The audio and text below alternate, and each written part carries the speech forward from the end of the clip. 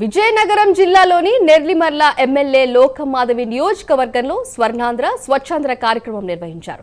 భోగాపురం మండలం ఎంపీడీఓ కార్యాలయం వద్ద విద్యార్థులతో మానవహారం చేయించి వారితో ప్రతిజ్ఞ చేయించారు. పరిశుభ్రతపై ప్రజలకు అవగాహన కల్పిస్తూ అడ్డుకోవాలని, దానిపై అధికారులు ప్రత్యేక దృష్టిని సారించాలని ఆమె కోరారు. ఆంధ్రప్రదేశ్ స్వచ్ఛాంధ్రప్రదేశ్ గా ఉండాలని, క్లీన్ గా గ్రీన్ గా ఉండాలని ఆమె అన్నారు. కార్యక్రమంలో భాగంగా ప్రతి మూడవ శనివారం నియోజకవర్గంలో ప్రతి మండలంలో కూడా ఈ కార్యక్రమాన్ని చేయడం జరుగుతున్నది.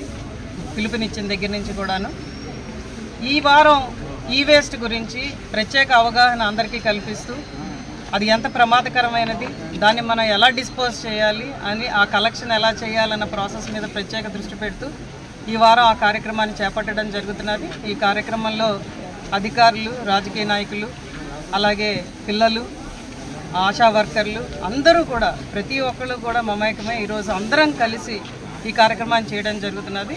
మేమందరం కలిసి ఈ కార్యక్రమాన్ని ఈరోజు భోగాపురం మండలం నుంచి చేస్తున్నాం. అలాగే మిగిలిన 3 మండల హెడ్ క్వార్టర్స్ నుంచి కూడా ఈ కార్యక్రమం జరుగుతున్నది. ఆంధ్రప్రదేశ్ హరితవనంగా ఉండాలని, ఆంధ్రప్రదేశ్ క్లీన్గా ఉండాలి, గ్రీన్గా ఉండాలి, అలాగే ఆరోగ్యప్రదంగా ఉండాలి. ఏ హ్యాపీ, హెల్దీ, వెల్దీ ఆంధ్రప్రదేశ్.